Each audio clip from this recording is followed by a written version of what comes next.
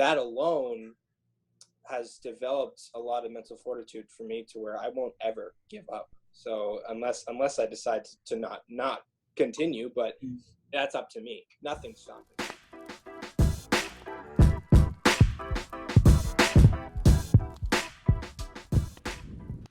Hey y'all, DFoss here. My goal with this Limitless Theory 360 podcast is to connect you with the very people that have positively impacted my life and will continue to impact thousands of others by providing education-based and actionable techniques to creating a limitless perspective on life. So my guest today is a former college classmate of mine, someone I bonded with very, very well in class and outside of class in the gym, someone that I talk to very often, so he will not just be on this podcast once, he will be a frequent guest. And he's someone that pushes me all the time, daily, weekly, monthly, because he has transformed his life over the last 2 years, and I know he is doing what he has to do every day to keep improving, not just his own life, but his clients, a fellow personal trainer, the creator of Revive Muscle, Jake Card. What's up, brother? How we doing? Hey, Dylan. I want to start off by saying you were the one who pushed me and to follow my dreams of being a personal trainer and jumping into the fitness industry the way I did. Because when we were back in college, you were the one who I looked up to, and you were the one who was getting after it ever since you were a sophomore or a freshman. Well, thank you, brother. I appreciate that. I heard that 100%. I definitely didn't even know how to begin, and I would actually kind of research you and what you were doing and like your websites and your branding, and I just didn't even know where to start. I just think I wasn't ready mentally for the confidence that you had. No, I think that's a big part of it, man, is people, they know they want to start, but a lot of people just don't know where to. And it's sad that we don't get that guidance really, especially in school, and you never once got taught throughout college, all right, if you want to start your own personal training brand, this is how you should go about it. This is what you should do. There was no mentor for that. There was no professor that was helping you teach and learn those skills to do that.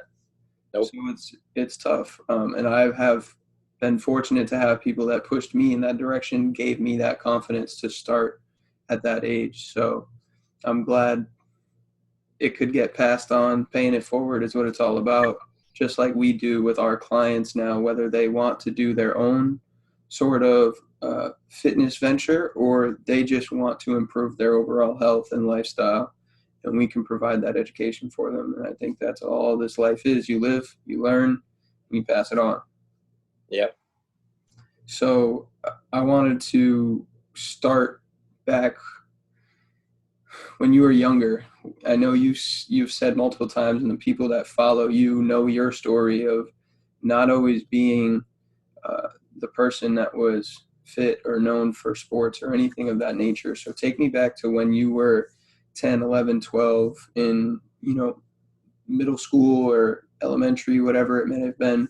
What was life like for you? Where was your health at? When I was 10 years old, pretty much all throughout middle school and even the start of high school, I had no purpose. I mean, I was an only child, I was brought up in a good family situation, but no real like guidance in terms of a role model, a mentor. Like, so I didn't really have the drive that someone who had maybe educated parents had, or a successful parent, for example. Like, I love my mom, but she didn't have a super successful business growing up. And I mean, my grandfather was a role model to me, which is partially why I'm here today, because he owned his own company for a while and he pushed himself, he invested, he gave me all the right ideas. But I was misguided when I was younger, frankly, because I was never gifted at anything. I was never gifted at school. I was never gifted book smarts. Street smarts, I had street smarts, but that's about it. And personality. Those are valuable, though. Those are very valuable. That's so I had that going for me, but I just never had any passion towards anything. I mean, I remember probably for the past 6 years, from 10 to 16 years old, every day after school, I would come home. I'll give you my routine probably every day. Come home after school at 2 p.m. I'd have a box of Cheez-Its, 3 Cokes, and then I would play Call of Duty until probably about 7 p.m. And then I would ask my mom to go get me McDonald's. And my typical order, mind you, this is every single day, was a Oreo McFlurry, the double quarter pounder meal with a medium fry and a Diet Coke. That was my meal every single day. And I had the Cheez-Its right after school. I mean, I wasn't living any active lifestyle. I didn't know anything about fitness and nutrition, frankly, because no one in my family was brought up around that. So Mm-hmm. I was lost in that sense. And it caught up to me big time. Like, I was really, really out of shape. I think the way I described it to people is I had hair down to here. So I had like a mop head. And then I was 5'3" back when I was 14 years old. I was pretty short when I was younger. And then I was 235 pounds at 13 years old. That's really big. So, so yeah. Wow. I wouldn't have guessed any of that. And I never did either, knowing you in school. So let's transition to where things started to catch wind. Like, where did you begin to say, all right, maybe I should do something different, or maybe I should start to get into this? Because by the time you were 18, you knew you wanted to go to school for training and exercise science. So where did that whole 14 to 18 range mindset change? I think to be flat out honest with you, the bullying was a problem for a while, and it wasn't because I was like an outcast or anything like that. Like, people liked me because I was funny and I was still really nice and genuine, but they knew that I was an easy target. So that's kind of one of the reasons why I decided to change. There's multiple reasons, so that's one of them, the bullying. And then I had idols, were the people who bullied me, to be honest with you. But yeah, I looked up to them because they were in shape and they got all the girls and they had so many guy friends, and I really didn't have any of that. I just had video games and food and like a couple close friends, which I am very appreciative that I actually had friends, because I know some people that are in that kind of hostile environment, they have nothing. So I can't imagine what they have to go through on a day-to-day basis if they have nothing to retreat to. Mm-hmm. But that being said, I think it was probably when I remember I joined the football team, because I told you I was never into sports, but my grandfather was like, why don't you do something like manly back in the day? He's like, why like football or something, or baseball? I was like, I don't like baseball. I did baseball when I was very young as just like a fun thing that everyone did. But yeah, no, I mean, I played football, and it was interesting because I didn't know any of the rules. I never watched a football game in my life, because I told you I would eat cheese all long. I was totally lost, and everyone, mind you, in high school, I don't know if it was the same thing with you, but people who played football, they played for pretty much until they were since they were 7 years old. So they knew all the rules, they knew the game, and they loved the game. I was just like, I'm here to have some fun, guys. Wait a second. That's Jake. That's the kid that we make fun of every single day. So let's make it even worse for him.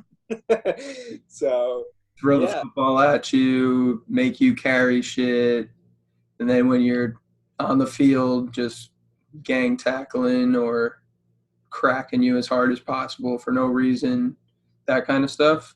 Oh yeah, absolutely. And it wasn't just that. It was really just because I had the same number of a client of mine now, Anthony, who was someone who he knows. He used to make fun of me a lot, but I had the same number of him because freshman year we had one duplicate number, which was 29. And that was Anthony's number, but the coach gave me that number as well. And I was a nose guard, mind you, so 29 isn't really a nose guard number, but he's pissed because think about it. He was like one of the best players on the team.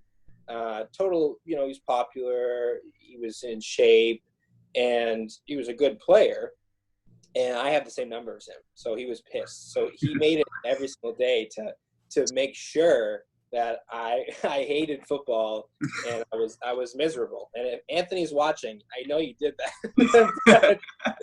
but but it's all good now because you live and you learn, and he's learns that you can't be really mean to people, but he really enjoys me now. So it's good that that's the way it was. But he actually helped me. I give a lot of credit to people who brought me down because they like your question is like they really developed me to rethink kind of my mindset, because my mindset was just almost like on a spinning wheel. I was just like, I'm gonna come home after school and then retreat from everything and not fix the problem. And that's something nowadays where I mean, we talk about this too. Like people want to improve. Same thing with exactly what we do in terms of fitness, but they don't want to do anything to improve. They don't want to sacrifice, right? They want the result without the sacrifice, or they want the habit to be built without um, the education needed to do so, or the reflection needed to understand that the habit they have is not benefiting them. Absolutely. Yeah. And it's crazy that you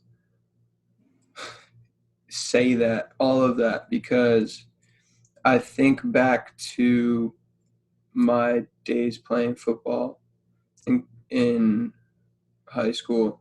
My freshman year, I had never played football before in my life. Yep. And it was very much the same thing. I watched football, but I was never super in love with it. Basketball was my love. Everything and anything basketball. That's what I did from the age I was like 4 to still today. It's the number one thing I love to do in terms of sports. And it's so crazy because I didn't know anything. I didn't know jack shit. And I was 5 feet tall, 106 pounds. Oh, yeah. I was on the other end of the spectrum from you. I was super, super small, and I got tossed around like a rag doll on the football field. And it put me in a place where, like, okay, I have to figure out a way to suppress the fact that I'm like limping or like hurting every single time that I go to practice. Yep. And that, like, every time I go to make a tackle, I can't because I need 3 other people to help me take them down because I'm just way too small. But I put my head in there every day and I did not care. And at the end of the season, I realized there was no way I was going to do anything beyond freshman football at that size. So I stopped playing and I said, all right, I just want to focus on basketball. Long story short, by senior year, I was very much someone that like got along with everybody, and I had lots of great, amazing friends. I had lots of awesome friend groups. I played basketball. I had all my like childhood friends played baseball, and my best friend played on the football team. So eventually, I decided, it was my senior year. I said, all right, I'm going to play football, basketball, and baseball. I'm going to do all 3. Wow. And senior year of football was one of the best things that ever happened to me because of the people I met and the people that I was on that team with and the camaraderie we had, the brotherhood, and just everything I learned about persevering. And we had amazing coaches. We were one of the best teams in my school history. And it was really awesome. But I think back to it, and I was that asshole senior who was friends with the captains and did all the cool stuff and hung out with everybody outside. I threw parties at my house. So when I think back on it, I really was an asshole, and I don't think I partook in a lot of stuff that was demeaning to other people, but I know for a fact I never stood up for anybody. Yep. And that's something I'll always, always, always regret. Because I know how it affects people now, and I just didn't understand that at that point in my life.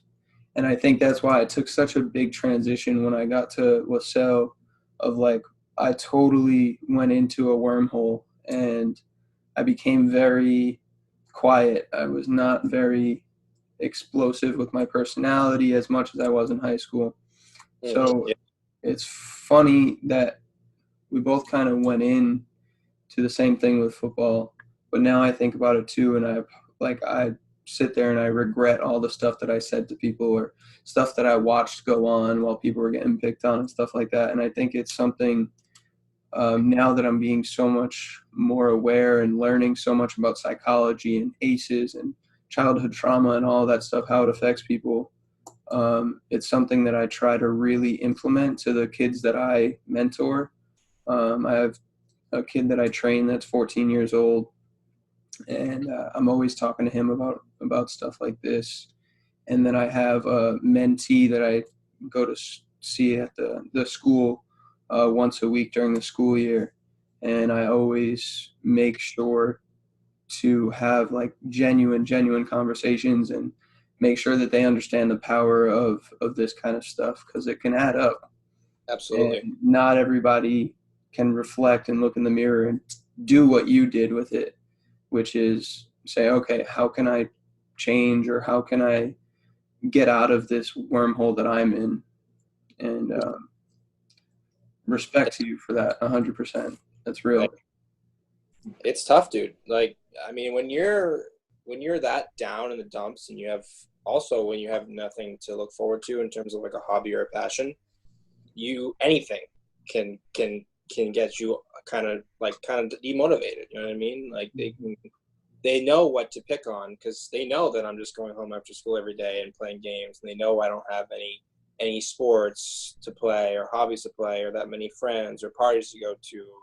I didn't drink or smoke. I still never have, never will. But that's something that they just knew that they could pick on me. So that alone, though, was probably about 80% of the reason why I changed and decided to change. And something kind of ticked in my brain to, instead of just living life in society like a lot of people do, in terms of kind of just going through the motions, doing the bare minimum, not really caring, or at least lying to themselves that they don't care. Yeah. And that was something that I tried to break out of, but I was living that. And I understand that people get in these motions nowadays that they just want to do the bare minimum, because life can break you down, like we'll get into later. But you know my story with when I just recently lost the training for a little while. Like, anyone's going to try to bring you down.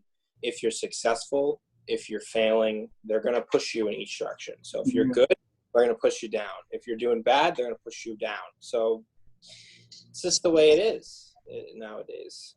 It's crazy. I think it's always been a part of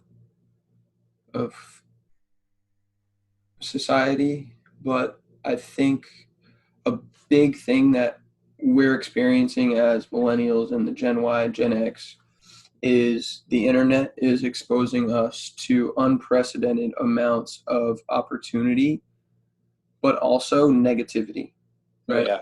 Because we get more bad information in a single day by looking through time feeds or having these conversations with other people so frequently and so often throughout the course of 24 hours.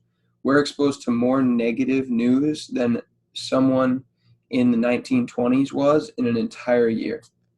Mm-hmm. So 100 years of evolution, and our brain has been evolving for thousands and thousands of years. So 100 years is this minute little speck, and we're expected to run with the punches of unprecedented amounts of negativity in 24 hours compared to 365 days.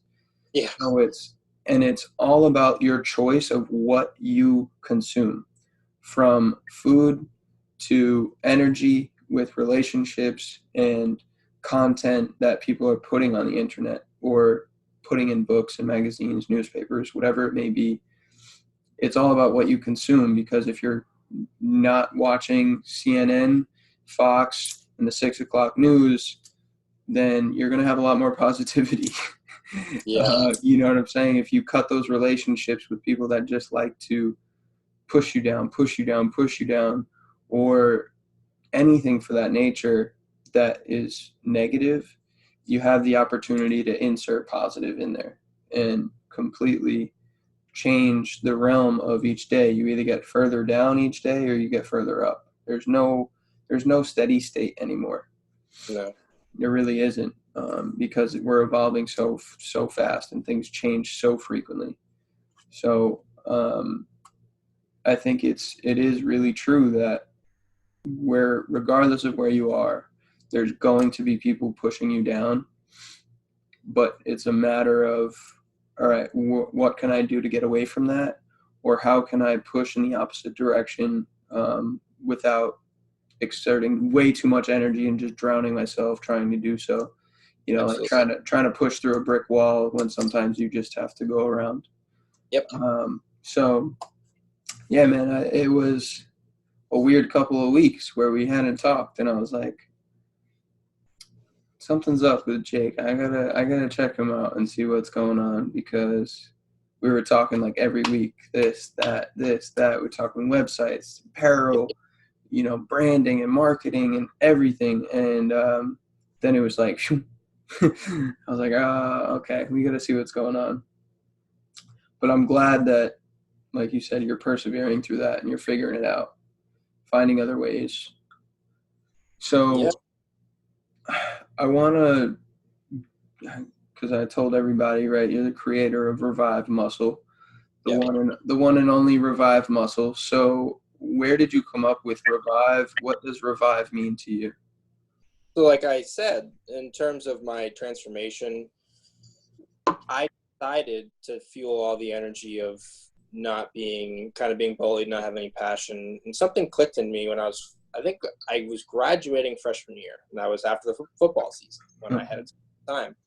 And my friend and I decided to just try out exercise. And funny or not, like we played basketball actually as my first fitness, and because it's a challenging sport, but it's also beginners can do it because they have so many little fun games you can play.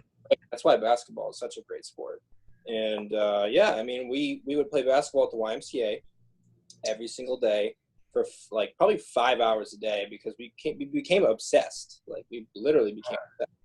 And we just noticed that we cut out the diet. We had some people telling us you should eat less junk food and more good, or at least just snack like a lot. So we picked that option. And yeah, my diet was probably not 100% because I had no real guidance. I think I was like 1,300 calories a day when I was 14 years old or 15 years old. It's not a lot at all. But being that overweight, I mean, I probably needed it to an extent, obviously. We play after school every day for 5 hours. And I remember this was the summer, right after we graduated, we decided to lose weight. And we just were obsessed. And I remember we would do 3 hours of basketball and then 3 hours of like kind of just fooling around the gym, like just having fun. We'd go with a couple people of our friends. Yeah. So we're not even exercising, which is another topic that we can talk about later on. But yeah, no. So we would do the elliptical and we'd make it account to burn 1,000 calories, like every workout, every day. It was almost unhealthy behavior, but because we never experienced to it, we decided to just go all in. And I remember my friend lost about 30 pounds in 3 months, and I lost 65 pounds. Oh, in 3 months. Pounds a month. I'm not kidding you. I remember going back first day of freshman year. Everyone knows this. I went to homeroom, right? And they called my name. They're like, Jake Card? And I'm like, here. And everyone just turned around. I remember their faces to this day in my mind right now. They all turned around and the teacher called my name again. I'm not kidding you. She called my name again. And I said, I'm right here. And then everyone turned around again and they were like, holy shit, is that Jake Card? And I'm like, yeah, it's me. And I went from 230 or something like that, or maybe I was 225 from football to like 160 something, like insane. And they were just like like unbelievable. And I remember the teachers were saying, like, if you have an eating disorder, like, there's the guidance department, and my doctor, even with my physical before school, she was like, I don't know if like you have anorexia or bulimia or something, but I've never seen someone lose weight so fast. And I was like, maybe it's because I was getting bullied so much for all my life that when I found something that was changing me mentally and physically, I became obsessed. So I said I was going to do anything possible to achieve what I wanted to look like. And more importantly, I tell my clients all the time, I mean, I can get you in the best shape of your life, better than you even thought when you came to me, but it's not about that really, because my transformation isn't physical really.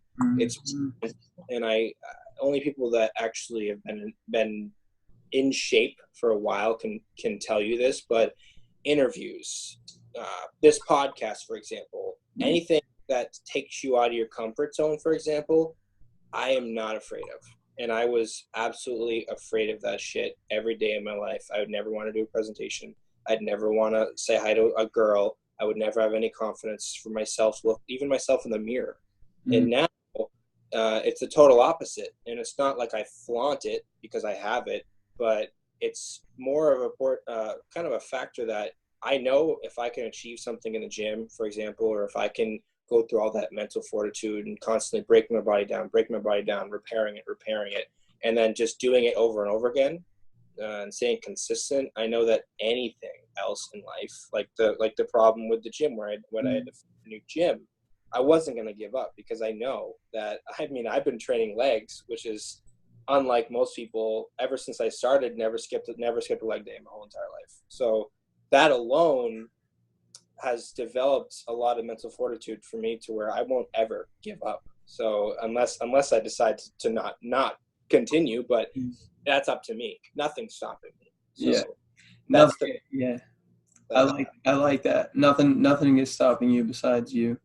So Revive really comes from your ability to bring life back into your head and your mindset and transform your mind and your body, because you can do that, and anybody can do that if they put in the time and sacrifice the things that they aren't comfortable with letting go of most often, and putting themselves in an uncomfortable situation. And that is what really drove me to move down here, man. I was like, I grew up in the same house for 20 years, and most people can't say that. And I went to school an hour away from home in Massachusetts. Wow. And I would go home very frequently. I was a big family person. And I had both my sisters moved down to Florida. One when I was in high school, the other when I was in college. And I always just found myself like safe haven. Go home, go home, go home. Always wanted to be home. And very like strangely enough, I broke my foot senior year, and I was like, all right, this is the time to really just do everything that I don't want to do. Just get uncomfortable and get so uncomfortable that it becomes like a safe haven. And I started just flooding my mind with all of these different opportunities, these podcasts, these YouTube motivational videos, and interviews with, amazingly successful people doing all different sorts of things. And like I said, my business too, that has exposed me to so much and so many amazing people. And I've been down to Florida and North Carolina and DC and all these different places that I would have never been. And I just started to realize there's so much outside of where I was, what I knew. And I can't speak to that enough. Just like put yourself in uncomfortable positions, uncomfortable places. That's another reason I started jiu-jitsu. Did I tell you that? I don't know. Did. Yeah. And that's, dude, like I never did like you when you started football. Like, I had at least watched football. I was a fan. But you walked in there, you're like, I don't even, what's the end zone? I have no idea. I'm serious. That's how I feel in jiu-jitsu right now, dude. People are like, they're using these terms like close guard or, like, see, I don't even know them. Triangle or just like these weird things that I have zero clue on. I've never watched any WWE. I never watched any MMA. I never watched any UFC. Nothing. The only thing I got exposed to was Jackie Chan movies and Yep. The Karate Kid. Oh, and Three Ninjas. Three Ninjas when I was real young. Dude, that's the only exposure I have to anything related to martial arts. So I'm walking into jiu-jitsu like I have no clue what's going on. And it's been awesome, man. I love it because I get challenged every day to learn something new, and there's nothing better. You literally expand your mind and open the realm of possibilities, and then you can share that with other people. Absolutely. Yeah. So Thing with yoga for me too. When I told you I was doing yoga, when you were doing it too, I decided. I think I picked it up sophomore year of college because I was in so much pain with my body and stuff. Because, like I told you, I had the go go go mindset, and I never knew when to stop. So, that's kind of where I decided to look into what the professional athletes were doing and people that would be able to keep performing at a top level and they weren't going to get injured really, or they didn't have any injuries for a long time. And for the most part, it was yoga. And I mean, stretching is important, but I tend to stray away from pure stretching, static and dynamic, to be honest with you, and just view it as an art form. So I just do yoga now, or I'll do Pilates here and there, but it's more of I like how's Pilates? I've never tried Pilates. I figure like I've done similar stuff, but what do you find? What are you finding as the benefits? How do you like it? Because I've been meaning to go to a class. So Pilates is more, it's more kind of feeling your body in terms of like my training style is all about contractions and maximizing muscle growth pretty much. So it's just kind of the same thing in a sense. Pilates is about being able to, it's more core 100% than just your full body, like your joints and your yoga is more of kind of unison movements and how everything flows, which is why I like yoga so much. But Pilates is definitely more core and mind muscle connection, so activation. So it gets a lot of people. That's why, matter of fact, I think that Pilates may be better for someone starting like resistance training, strength training, anything you name it with weights, because, or even calisthenics, because they need to be able to know how to use their muscles correctly. I don't care how you can move your joints and stuff. If you can't control your muscles, it's going to be just as bad. So really good. That's a great point because you're referring to the fact that like a lot of people are overly mobile and not equally flexible. Yep. Or the fact that you have people that can move weight but do it so anatomically wrong because muscle fiber recruitment is completely eradicated and their large muscle groups just take over. They have no small muscle group training that they've done before, and they haven't worked on minimal contractions in those areas. Yep. I find that is huge, especially in the rotator cuff and scapula area. Nobody knows how to retract and protract. Nope. The simplest of things. But so continue to give me a little bit more on the Pilates. Like, you think that's a great place for just overall beginning in resistance training? Yeah, because the way that I train in terms of retraining your mind to be in tune with your body versus just up and down. I don't ever, when people come to me to train with me, for example, I change their whole entire mindset. Like, you take whatever you knew before about fitness. I don't care if you're even an exercise science major or whatever you have, doctorate degree, et cetera, I guarantee you the way that you're going to view efficient exercise in terms of kind of the results of maximum muscular growth is way, way different than anyone thinks that they know how to build muscle. And most people don't. 99% of the population either A, doesn't want to look like Arnold Schwarzenegger, or B, doesn't know how to start.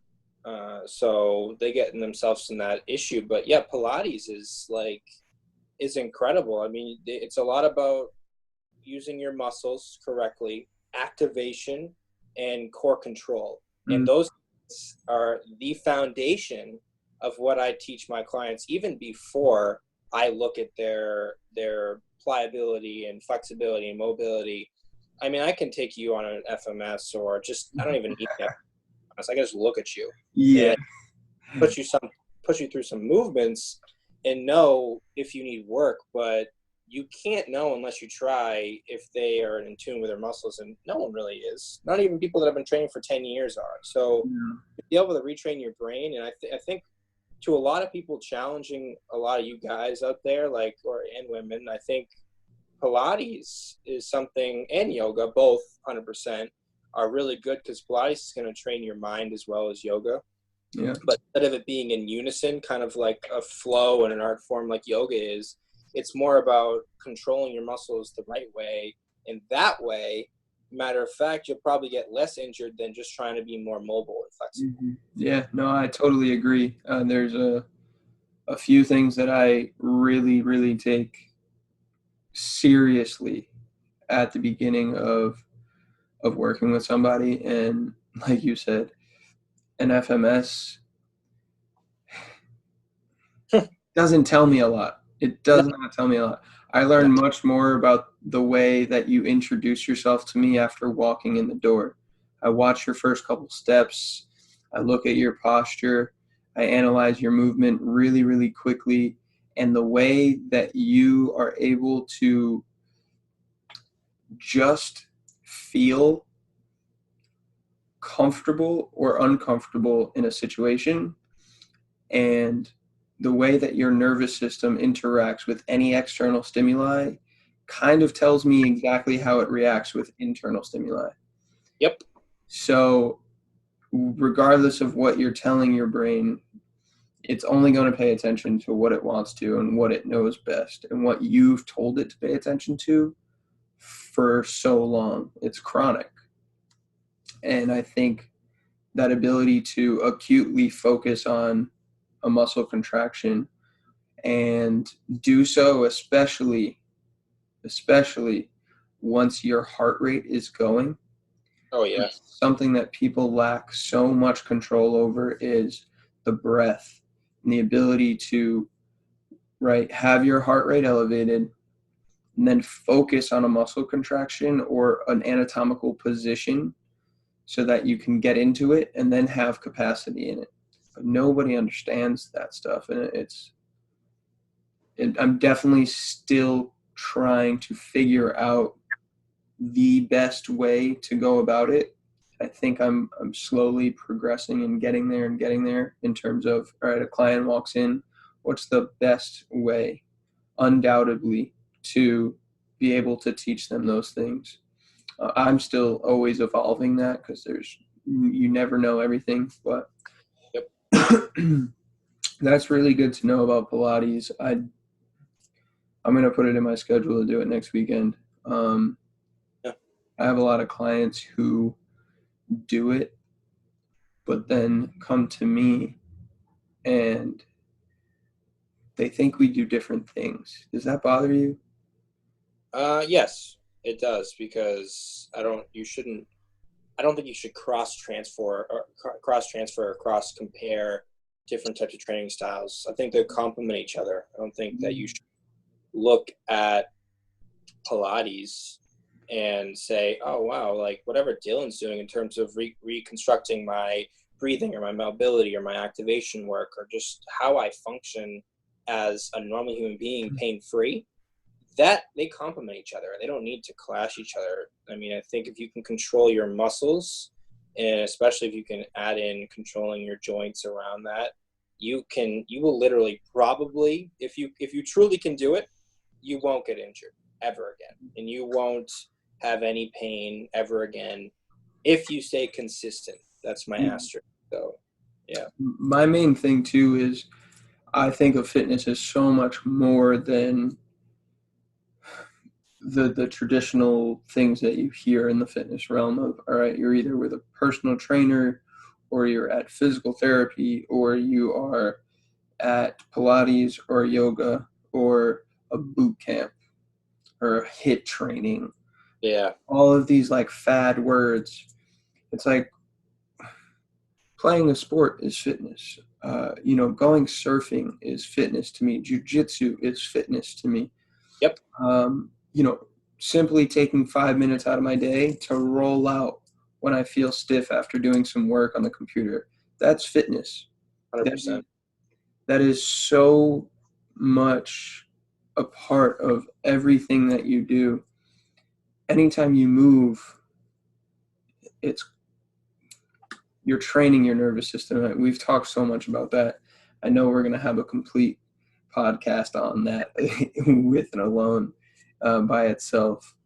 So I think the next thing that I was thinking of, what was it? I lost it. That's fine. You have anything? It was a transition from Pilates. Yeah, no, I mean, well, I actually wanted to bring up something. So I don't know, people that are watching, for example, like we train, I'm going to speak probably for you too, Dylan. Like when we train our clients, I have someone right now, for example, that his goal was, hey, I want to put on muscle mass. Okay. To me, that's extremely simple. To some people, they don't know where to begin. But I said, okay, you want to get that? Lo and behold, secretly, I didn't want to tell him, okay, we're not even going to really work on that until we work on what I know you need to work on first. Because if we build on your muscle structure first before we address the issues that you have, you're never going to gain any more muscle. And that's, I think, another reason why people get stuck in plateaus. This is something that is important for people. Plateaus are the gain killer, as they say it, or people that they stay in the same body type or the same body shape. You're doing that for a reason. They are doing it for a reason, whether they want to believe it or not, whether they're in denial or not about it. The way you look is the way you train and the way you work. And if you look the same and you're not getting results, and say, for example, I have someone who's been training for 5 years and said, oh, Jake, I know how to put on muscle. I mean, I'm 170, for example. I've been training for 5 years. I only do bodybuilding, which is a red alert for me because you should be way more than 170 if you only do bodybuilding. But those are just red flags. And when I train them, for example, when I look at them when they first walk in the door, just like you said, I know that they have 1,000 problems wrong with them. Mm-hmm. And I know that one of the main reasons is their posture, and not just their posture if they have rounded shoulders, but how they use their body.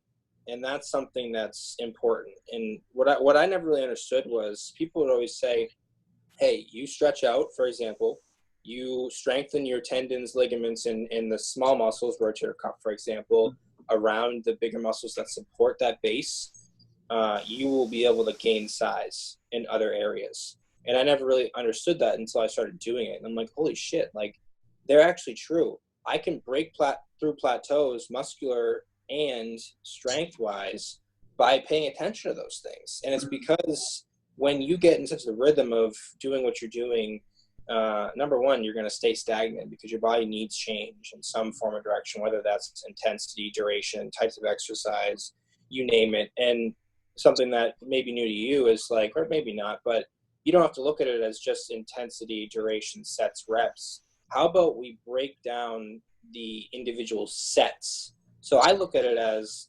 mini milestones. Like we'll look at, okay, how's your concentric contraction? And how can you load the muscle eccentrically as well?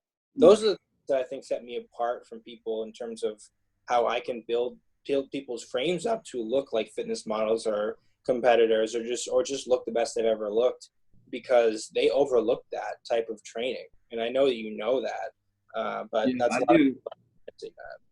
Yeah, I do a lot of eccentric and isometric with my clients, and I use that as a benchmark, like a simple one that I do with a lot of the people I've been working with for a while. Um, some of my guy clients is an isometric 90-degree pull-up hold or chin-up hold. Mm-hmm. How long can you sit there and hold that for? A lot of the people, when I started working with them, 3 seconds in, they were like, I'm done. Now they're holding for 20, 25, 30 seconds. They're just sitting there like this. They Yeah. finally start to get shaky at 20 seconds. And it's like, okay, so we're making a lot of strength progress, because isometrically you can produce more strength than eccentrically or concentrically. Isometrically, your muscle fibers can create more force that way. And it's something that I definitely like. I've had this conversation with you plenty of times. Is I find myself wanting to look bigger, and then I find myself not wanting to. I find myself wanting to and not wanting to. I go so far back and forth. Yeah. And meanwhile, over the last couple of years, I've progressively added more lean muscle mass. But I definitely am not where I want to be. Um, Getting closer and closer, but it's because I find myself torn between the type of training that I want to do, and we've talked about that before. How do I want to break it down? Where do I want to focus for these next 4 to 6 weeks? Then I'll focus there for these next 4 to 6 weeks. And I finally think I'm starting to get on that path, because of the conversation we had, like a month ago, where you were like, no, I want you to consider it and try it and put yourself through it, because what else do you have to lose? You have to try it. You have to know. Yeah. So I finally am getting into a push-pull routine for me, where I'm doing push 2 days a week, pull 2 days a week, and I do jiu-jitsu on those same days. So Awesome. I'm starting to get into a little bit of a routine. I'm just making it a point that for the next 4 weeks, that's the only thing that I stick to, and that's like my regimen. And then I'll transfer to something else, and it's been a combination of weighted exercises and ending with calisthenic exercises. Good. Yeah. So Yeah.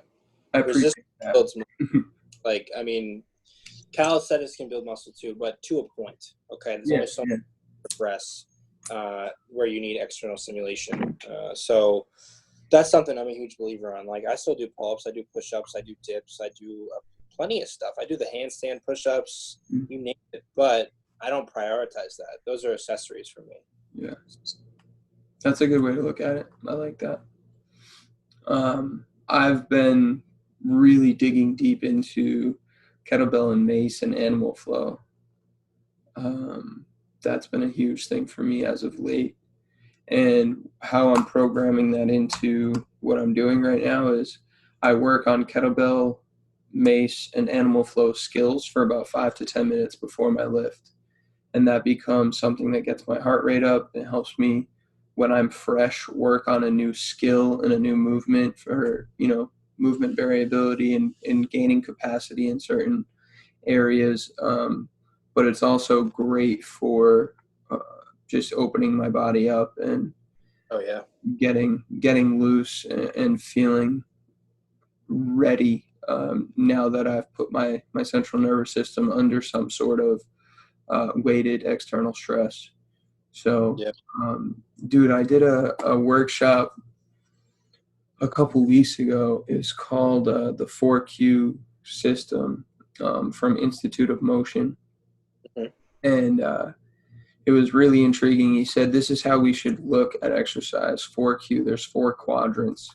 You have your basic, which everyone does. It's your traditional, like you were talking about before, bodybuilding is loaded linear, right? So you have just hamstring curl, bench press, something of that nature, just loaded linear. Then you have unloaded linear movements, push-ups, pull-ups, squats, deadlift without any weight, like just working on a hip hinge, or like a hip bridge. And then you have, in the bottom right, you have your unloaded 3D movements.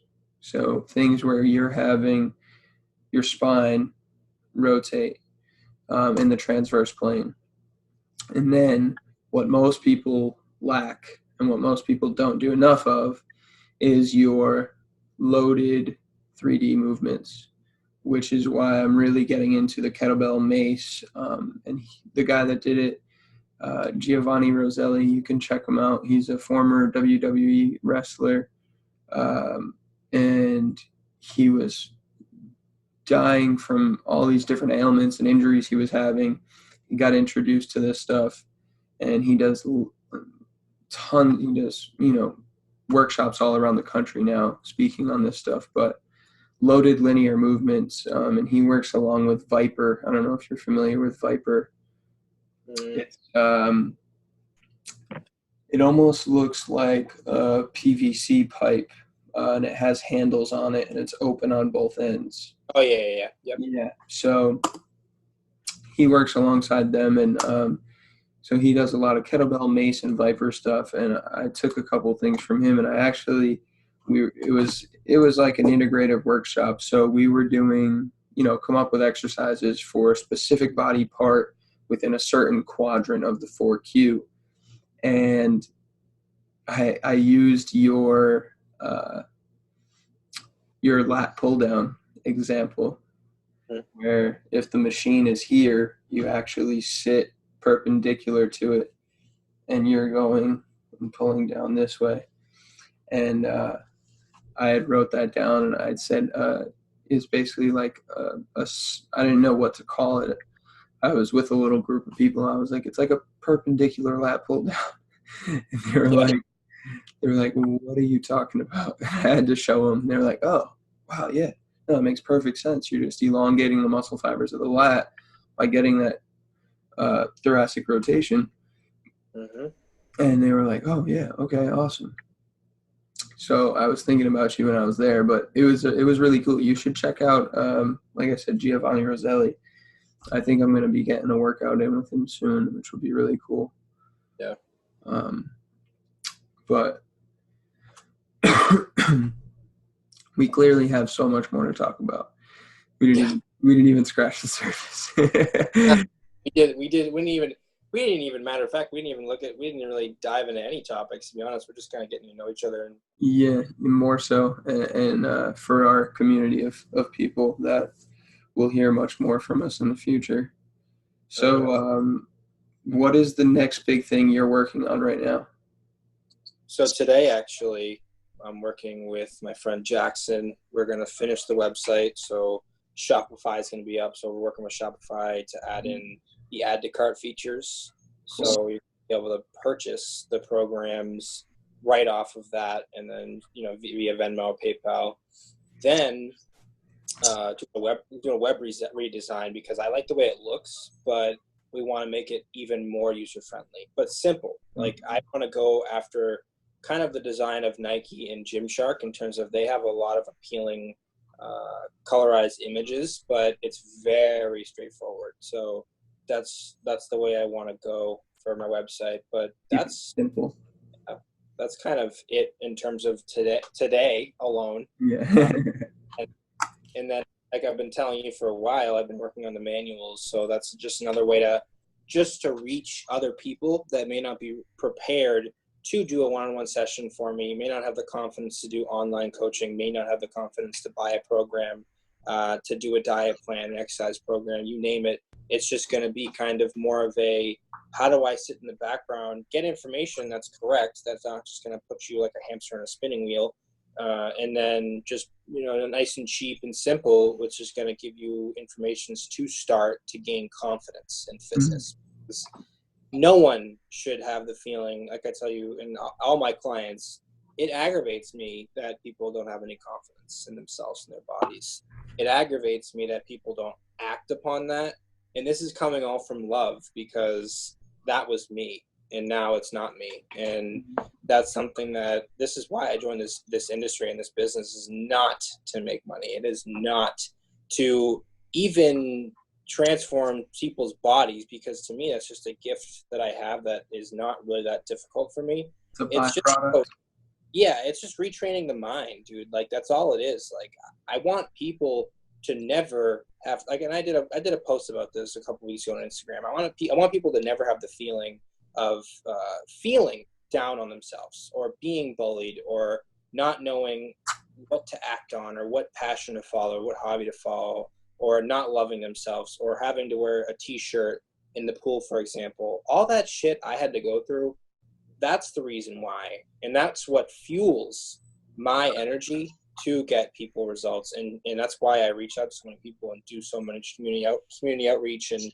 actually care about my clients. Not just a lot of coaches nowadays, we can get into this too, like, they're all about just monetization and money. Like, how can I rob my clients or my consumers as much as possible? I could care less about that. It's really just how to give you a good product that's going to get you to where you want to be, not just physically, not just mentally, but how can that improve your everyday life, and looking at fitness a different way, looking at controlling your lifestyle a different way, and just being able to enjoy the things you like to do, like pizza and donuts, and, while living a healthy lifestyle. Nice, dude. I love that. I think of it as just providing as much value to that person as possible, with the hopes that they take it and run with it. Because the one thing that bothers me is people say I can't. Amen. And it's so not true. Everybody can take a step in the right direction. It doesn't matter where you are, where you want to be, and if it's realistic for you to get there. But you can take a step in the right direction. And even if you can't get there, you push somebody else to do the same thing. Yep. And there's no better feeling than that alone. So, all right, tell everybody where they can find you, where they can find your programs, your online coaching. And then I got one last question for you. Absolutely. So revivemuscle.com, and then also on Instagram, it's Revive Muscle. And you can see me on Facebook as well at Revive Muscle. So that's where you can find me. Pretty simple. All right. What about YouTube? Anything there? So that's something I should have answered in your question as well, 2 questions ago. So that's something that I'm working on 100%. That's something that I think, same thing with the podcast. We've talked about personality. People like, I myself like to watch people that actually have personality, vlogs, day in the life, cheat days, workouts, filming your workouts and editing them to make them fun. That's something that's in the works, 100%. And not sooner and not later than sooner. It's going to be sooner than later for sure. Oh, so. Awesome. You and Jackson working on that together? We are, yeah. So in the couple of weeks, I want to get a couple of videos filmed. That's just a minor thing, as well as the manuals and the ebooks and everything. Awesome. All right, cool. And then my last question. Top 5 people, dead or alive, that you would like to have a 30-minute conversation with. Go. Well, number 1 would probably be Charles Poliquin, 100%. He's, in my opinion, one of the most successful personal trainers in the industry. And I would love to pick his brain for sure. Okay. Ben Pakulski, like I tell you all the time, he is my absolute favorite person in this fitness industry. as well as the muscle doc Jordan. They're both kind of coincide with each other, but those two people 100% I would like to pick their brains, because I could probably learn so much to be able to impact my clients. It's unbelievable. And that's actually where I get a lot of my inspiration and a lot of my techniques from. Like, yeah, I've been in school, obviously, in my undergrad, but a lot of it's just hands-on and learning what the people that actually have success are doing. Yeah. So, and then besides them, I mean, one of my biggest people that I look up to is my grandfather, 100%. And I told you that in the very, very beginning, but I mean, he's someone who I looked up to because he always did stuff outside the box. He was a super saver. He always told me, Jake, you don't need to make a lot of money. You just need to save a lot of money. And you know, he never wanted me to fail. He never wanted me to be struggling. So those are two things that fuel me every day to not do, because I know that he was capable of doing that, and his life growing up in terms of when we were our age was a lot harder than I'm at right now for my trajectory, and same thing with yours. So if he can do it, anyone can do it. And he's something who tells me every single day, like, you know, you just got to push yourself every single day. And if you get knocked down, get back up. If you fail, go again. Like, that's just the way it is. And that's my mentality. And another thing, not just him taught me that, the gym taught me that as well. So benefits to being physically fit, mentally and physically. I mean, it's crazy to me. No, absolutely. All right, so we got Charles, Ben, your grandfather, and Jordan too. Jordan. Jordan. What was his last name? I think it's Shallows. I'm not sure. You can look him up on Instagram. It's the Muscle Doc on Instagram. Okay. He's the one who taught Ben Pakulski, but Ben Pakulski more kind of publicized everything. Probably my last person, to be completely honest with you, you're going to be like, what the heck? But it would probably have to be Hafthor Bjornsson, the strongman competitor, Game of Thrones, The Mountain. Okay. Just because I followed his vlog for the past like a year and a half, 2 years. He's just an incredible human being. Like, I don't care about strength. Like, his motivation and his dedication and his consistency, just everything. You boil it down, I mean, he's got a warrior's mindset and a warrior's work ethic, and that's someone who I strive to be every single day. So that's awesome. I think that's something that is hugely under talked about. It's just that ability to drive yourself to do things you never thought you could. I was listening to a podcast yesterday, man, of a guy who swam. He was the first person to swim from these two islands, like off the coast of LA, or they were in Hawaii or something. He swam to one and back to the other, and 4 years previous to that, he didn't even know how to swim. Wow. Crazy. Absolutely insane. He's the only person to ever do that. And he, 4 years before that, couldn't even swim. He had no idea. Wow. Absolutely insane. Open water, deep sea, swimming in the middle of the night like that. Oh, no way. How wild is that, man? And people look at him like, no way, that's not possible. It's crazy.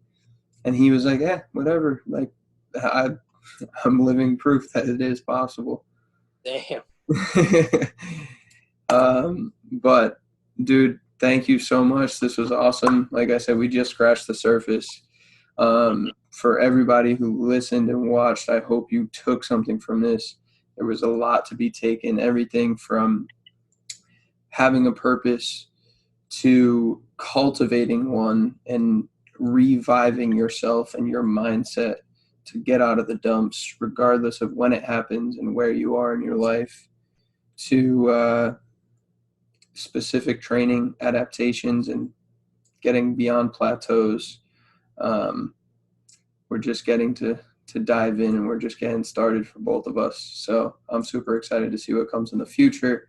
Super excited to see your new website and your YouTube channel. And I will be posting this probably within 3 to 4 weeks. But in the meantime, I'm going to start posting all of the ones that I've previously recorded next Sunday. So I'm looking forward to start releasing these, getting them on YouTube, getting them on Spotify and Apple Music, and getting the word out there, man. We're growing. Absolutely. We're all So thank you again, everybody. Please go check out Jake Card and Revive Muscle. You will not be disappointed. And until next time, be limitless.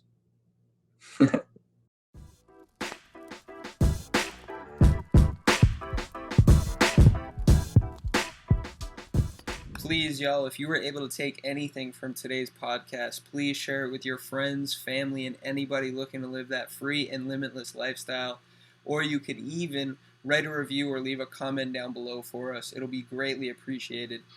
I'm also looking to partner with the best of the best in the brands and services that are going on in these industries that I'm discussing here with guests, and I believe we have some. So please go check them out and support them whenever possible. You will not be disappointed.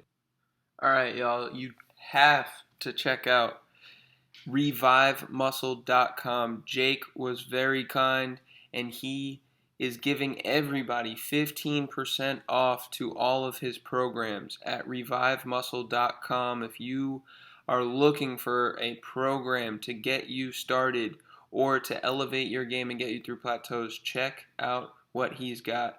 Use code REVIVE15 at checkout. REVIVE15 at checkout to get 15% off any of the programs on revivemuscle.com, courtesy of Jake Card. Secondly, the podcast today was brought to you by Isotonics. Isotonics.com/limitless theory is where you'll find all the top of the line, world's most advanced nutraceuticals that I've been using for more than 4 years. They have changed my life. I haven't been sick in 5 years. I was able to get rid of patella tendonitis, get through a broken foot without any pain medications. These things have done wonders for me, and I'm sure they'll do the same for you.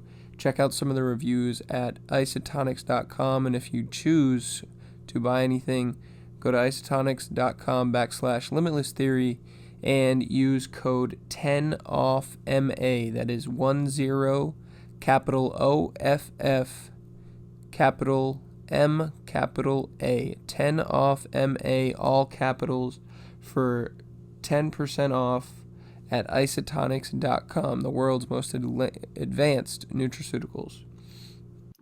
And lastly, our partner store for today is findyourtrainer.com. Findyourtrainer.com is the best in the game, the one-stop shop to help you find a personal trainer in your area. They will be working outside, inside, at private and local gyms. All you can do when you're looking to get healthy is take the first step to your healthiest self by finding you a personal trainer, a professional that will help you customize a workout regimen to your physical needs and abilities. So make sure to check it out. Findyourtrainer.com is a partner store with shop.com/limitless theory. There you can create a free account and have access to 5% cash back on any of the personal trainers that you sign up with and buy sessions through on findyourtrainer.com. And if you are an unfranchised owner, you get 11% IBV. So if you're looking for an in-person personal trainer, someone that you can meet up with in your local area, at a gym or outside, just feel free to hit me up and I can give you all the details. Alrighty? As mentioned before, these partnerships are really cultivating the relationships that are going to allow this podcast to continue on for the listeners, for the viewers, and for myself and the whole Limitless Theory community. So please go check them out and support whenever and wherever you can. It definitely won't go unnoticed, and I'm forever grateful. Thank you, and take care.